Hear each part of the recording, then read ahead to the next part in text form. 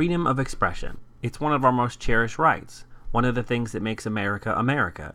The right to say whatever you want to whoever you want. Of course, you can't say just anything you want to, right? There are rules about these things. But this isn't just any old area of the law. This involves the Constitution and the Bill of Rights. So what are the rules? What can you and can't you say? When is the government allowed to interfere with your right to free speech? Let's spend a little time talking about some of the basic law here. First, the amendment itself is pretty clear and short. Congress shall make no law abridging the freedom of speech or of the press. So there you have it. Everything you need to know. So I can just... Oh, that's odd. It only says Congress. So the states are free to do whatever, right? Not quite. Through the 14th Amendment passed after the Civil War, most of the rights in the Bill of Rights have been extended to cover actions by state governments as well as the federal one. Even so, what counts as abridging the right? No. Better. You should know that banning or restricting speech counts, but so does taxing it. Also, it doesn't matter if you actually talk at all. Protected expression includes any actions designed to convey a specific message where there's a good chance that the message will be understood by the audience. There are two general ways a law can restrict speech. Either a law can restrict speech based on what is being said, which is called content-based restriction, or a law can restrict speech based on something else, like where the speech is happening or how the speech is being made. Rules about what you can say are really hard to get past. Rules about how you can say it are usually easier to make. There are some categories of content in speech that are easy to regulate. These are categories like obscenity, meaning anything X-rated, fraudulent misrepresentation, meaning lying to people to get their money, defaming someone, meaning lying to harm their reputation, advocacy of law breaking, and so on.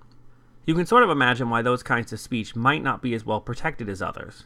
To be considered advocating breaking the law, you need to say something that is designed to get people to commit an illegal act in the immediate future and that is actually likely to cause such a thing to happen. It's not enough to just talk about illegal things.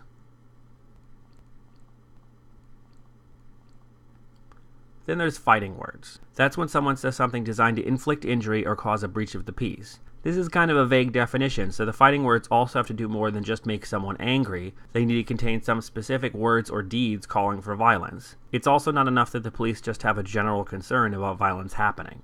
Sometimes the government has tried to restrict speech as fighting words on the grounds that it would be found offensive, but those rules are usually struck down. Some rules about hate speech directed towards minorities have been left standing, but they have to be pretty narrow. And then there's obscenity. Obscenity has been really hard for the courts to figure out, and it varies a lot from case to case. The modern definition is that it has to be about sex, that it needs to be something that would offend the average person in that community, and that it needs to be lacking in redeeming social value. So you can get out of obscenity by saying you're being artistic. But this only applies to obscenity in public. The government can't regulate private possession of obscene material, which might be for the best, and not just to prevent the government from getting in your business either. The government is given more freedom to regulate obscene content so minors don't see it, but that doesn't mean they can do whatever they want in that regard. If government is trying to restrict speech that doesn't fall in one of these categories and someone sues them, the court will look at the law very closely and the government will have to show that the regulation is as narrow as it can reasonably be and is designed to protect a compelling government interest. Being the one who has to prove the case makes a big difference, so most laws reviewed under this standard end up being struck down. The ultimate goal of being so hard on any content-based restrictions is to avoid a situation where the government can influence what you're allowed to say, especially about the government itself. I wonder why the founders were so concerned about being able to criticize powerful people in the government. Even if the government is trying to restrict speech in the less protected categories listed before, it doesn't get free rein. It can ban bad speech, but it will get in trouble if that ban also prevents a lot of okay speech. The rule is that it shouldn't be easy to ban speech based on what is being talked about. Which is bad news for those of you trapped talking to the boring guy at a cocktail party. So that's private everyday talking that doesn't fall into one of the special categories. Just shooting the old breeze. Speech in public forums outside those special categories is even more protected, and the government can only pass narrow restrictions to advance a specific and compelling government interest, even if the restriction isn't related to the content of the speech. The court doesn't take the government at its word either. Even if the government claims not to be restricting speech on the basis of content, the court may still decide that's what they really meant to do. So you can see it's pretty hard to restrict speech based on what someone is saying or in public. What can the government do when it wants to restrict speech based on how the person is saying it? There are two basic tests. First, the regulation must be narrowly tailored. No, not like that.